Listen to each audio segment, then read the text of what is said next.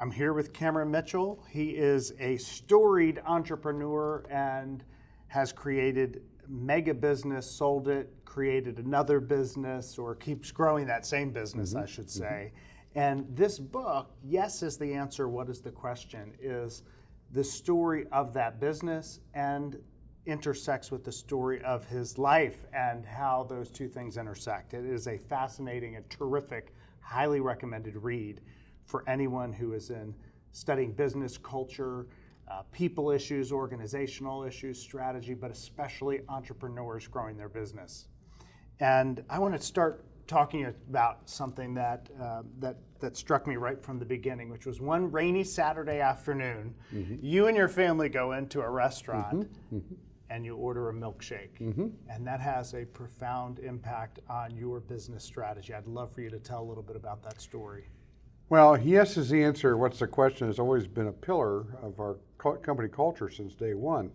So I started the company in 1993, and now fast forward, this is now 2002, and I went into a local restaurant with my wife and my two kids, my two sons, and who were 4 and 2, and my in-laws. And my wife didn't want to go to this restaurant because they don't take care of kids. And so I said, well, let's go in there anyways, excuse me. And so we go in, and because I wanted to see this particular dish, and I was looking at this restaurant. And so I ordered a grilled cheese for my son, and they said, well, we don't have grilled cheese. And so I pulled Jack Nicholson from 5 Easy Pieces. I said, well, can I have the club sandwich, hold the turkey, ham, lettuce, tomato, middle slice of bread, and saute on both sides for me. I said, okay. So then I asked for a small chocolate shake, and I said, we don't do small chocolate shakes. All we have is this big Haagen-Dazs, like that's a quart of Haagen-Dazs ice cream. It's way too much for your son. So I asked her, can you ask your manager? Your manager shakes her head no, and the gal comes back, and I asked her to have her manager come over, and she says, we pre-portion the ice cream. We just can't do it. I said, well, okay, can you get me a chocolate milk? And she says, sure. And starts to walk away. I said, excuse me, on your menu, they had a hot brownie dessert and a warm carrot cake, a la mode, $2.95. I said, what's that mean? She said, what's a scoop of ice cream? I said, great, can I have an order of a la mode to go with my chocolate milk, and if you whip that up in a blender for me. So I got my chocolate shake, and my wife was fuming, and she said, I told you we shouldn't come here. And I just didn't understand why. You know, yes is the answer, what's the question is our motto. So about 2 weeks later, I was speaking to a group of business folks at the Hyatt Regency, about 500 people, and for Business First magazine, our local business magazine.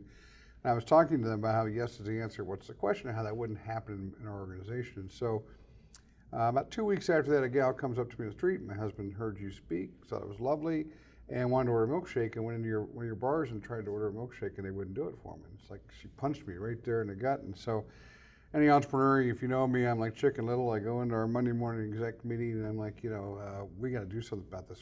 The answer is yes is the answer. What's the question is not resounding the way it should with our people. And so we came up with the idea we made the milkshake the icon of great people delivering genuine hospitality, and yes is the answer. What's the question? And it's on everything we do. We make thousands and thousands of chocolate milkshakes a year. We start every major meeting with a milkshake toast. Every single new associate that comes through orientation at Cameron Mitchell Restaurants gets a chocolate milkshake made for them, and they learn the story and how the answer is yes. What's the question?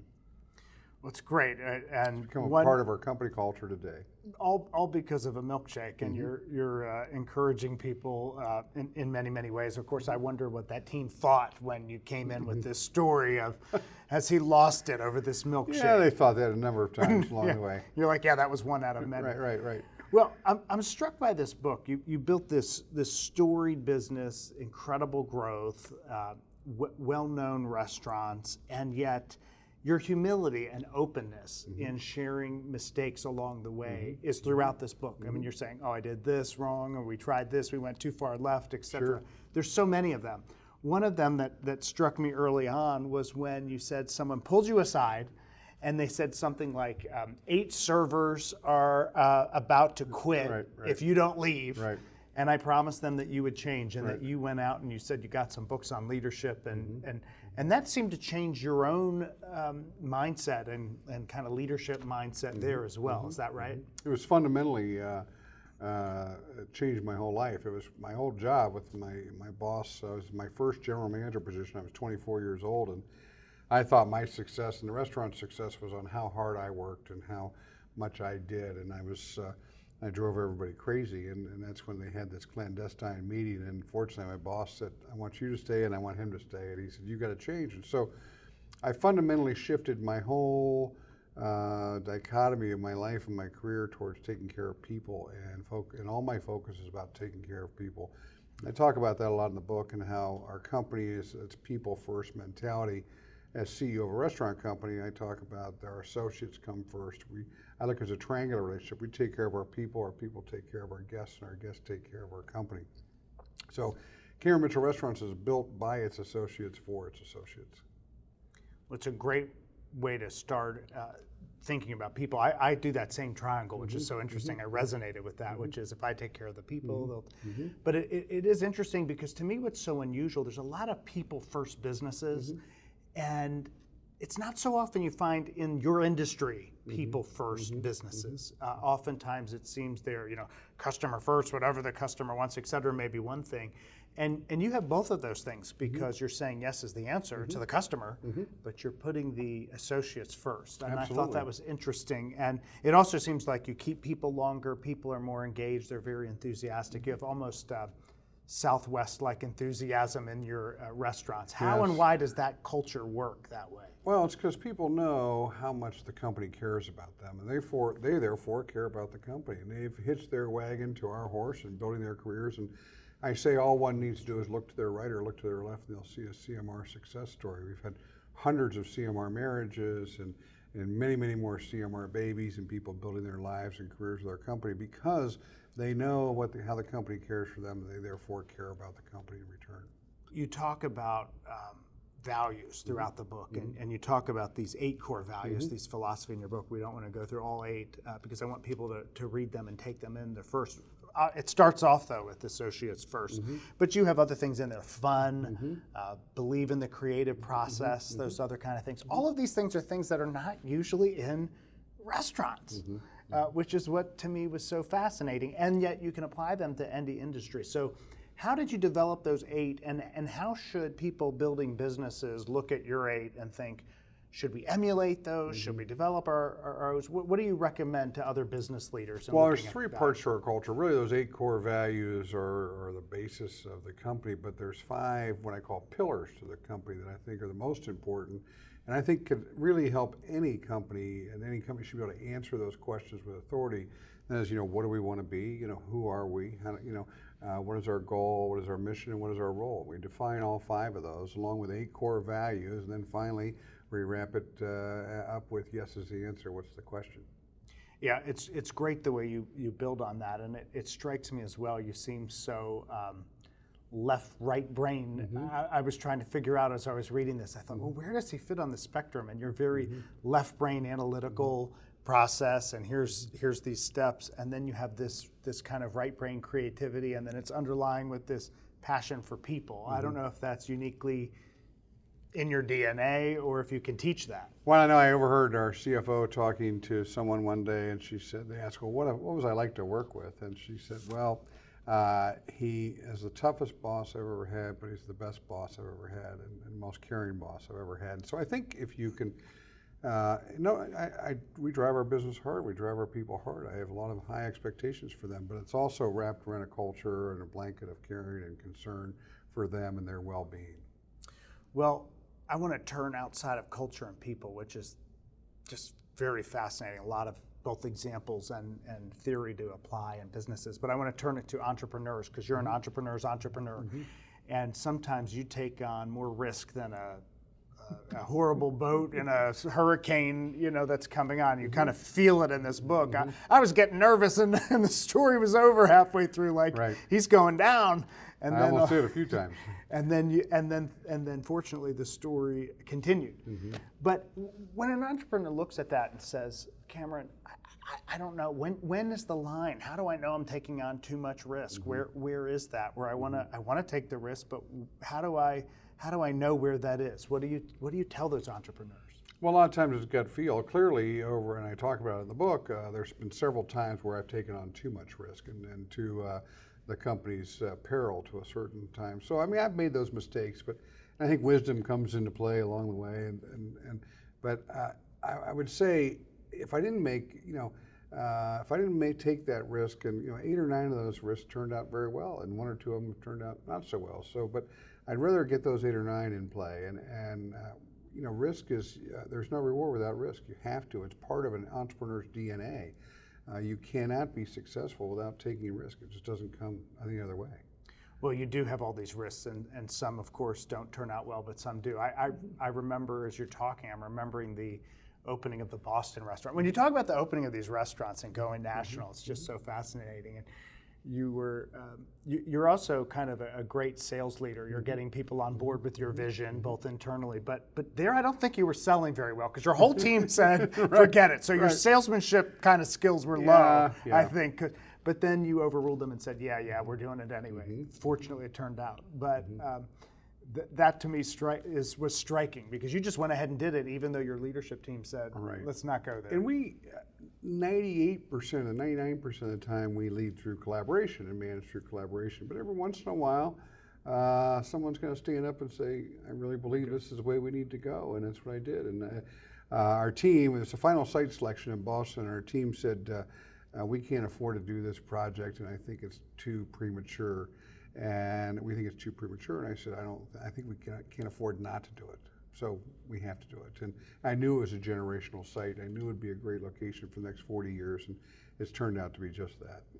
You also talk about your family and the importance of your children, your wife Molly, and this story, which is so compelling.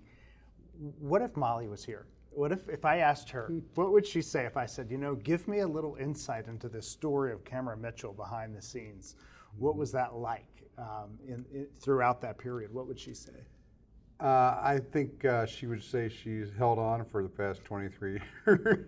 So, I think she's enjoyed it, but she knows she's been there with me since day one, and all the stress and the trials and tribulations, and it's worked out good. And I preach balance in both home and work, and we talk in our company, in our book, about if you can't be happy and successful at home, you can't be successful at work, and you can't be successful at work if you're not successful at home. So we look at those truly interrelated, and one of the things I like to say to our team is, I want you to make more games than you miss. You're going to miss some games, but it's important that you make more than you miss. So that kind of balance is important and is talked about throughout our company culture. And it's easy to preach that, I find, as a leader. It's hard to do it yourself, isn't it?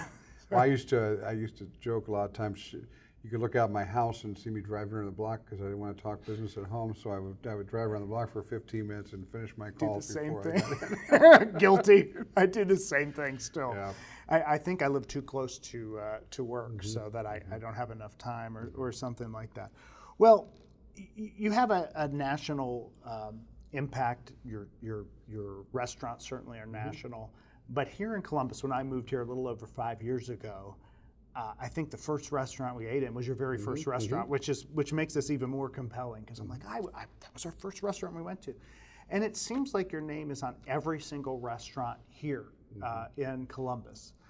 So you certainly have this huge impact here for those of us who like to eat out. And I regularly score high on the open table scores, so I'm always out in your restaurants. And they're so varied, right? So at first, if you're new, you don't realize that these are kind of owned, because they're completely different if you're at your wife's namesake, Molly Woo's, or if you're at your beginning restaurant, Cameron. You have an impact on community, and you talk about giving back and community impact later on in the book. And I'd just like to get your sense of giving back to the community. Well, it's one of our core values, and one of our 8 core values I talk about in the book, and so it's very important to us, but it comes natural to us. Columbus in particular has been very supportive of Cameron Mitchell Restaurants, and it's my home. It always has been, always will be, and we want to be very supportive of it in return. And so we've demonstrated that time and time again. And the most important thing, I think, and probably one of the largest things we've done to date, is the launch of the new Hospitality Management School at Columbus State that we're helping shepherd through. It's a new $40 million state-of-the-art facility at the center of Columbus State campus, and it's going to be transformative to the food scene here in Columbus over the next 10, 20 years, along with hopefully thousands of young people's lives along the way. Wow, it's going to ensure greatness. Yeah. Well, I was going to ask what's next, because you have this, and at the end you talk about I'm course, as the CEO, interested in the financial aspect throughout the whole book as well. But you talk about how cash flow will fund the growth now, and you're not going to be in quite the same risk profile that you were in the whole time, or you're going to have a harder time later in life. But talk a little bit about what's next for you, either the business or you personally, because this book is great, and I think will help people. Are you going to do more teaching, speaking? Do a lot of that already.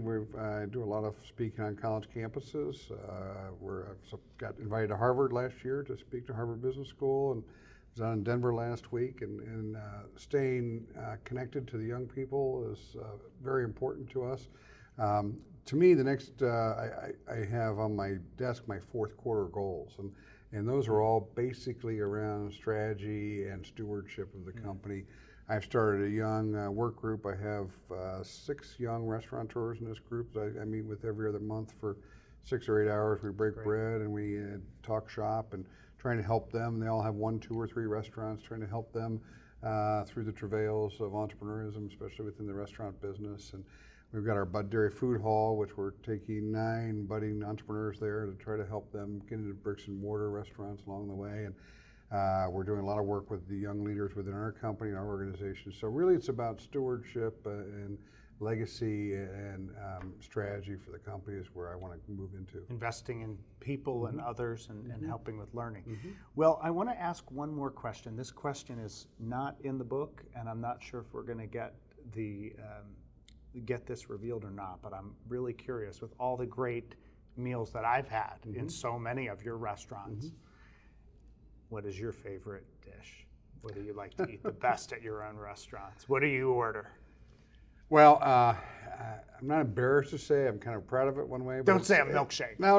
I do love chocolate milkshake, but I'm very traditional. A great steak and potatoes. In fact, I use the New York strip I order at all of our restaurants when I travel around the country as kind of a bellwether for me to see how we're doing and how all the intricacies of that steak. And but that's my natural That's your go-to. Steak and potatoes. Yeah, I'm from Columbus, Ohio. That's right. do they sweat when you're in the restaurant ordering? Yeah. Sometimes people get nervous, and I try to tell them, listen, we're going to be the easiest guest you have all night. We're just here to enjoy. I'm just filling out a few reports. Yeah, but they get nervous. They can't help themselves. Yeah. That's okay. Well, thank you for sharing this. Yes is the answer. What is the question? This is a great book from. And like I said, it's a personal story, but it's also a great business story. And I wish you and the entire organization many more years of success. It will help all of us that love to go out and eat. And it's nice to see Cameron Mitchell restaurants in various parts of the country as you travel. And especially here in Columbus, the impact you've had is tremendous. So thank you so much. Well, thank you. Please get the book. Yes is the answer. What is the question? And the next time you have a chocolate milkshake, you'll be thinking of Cameron Mitchell.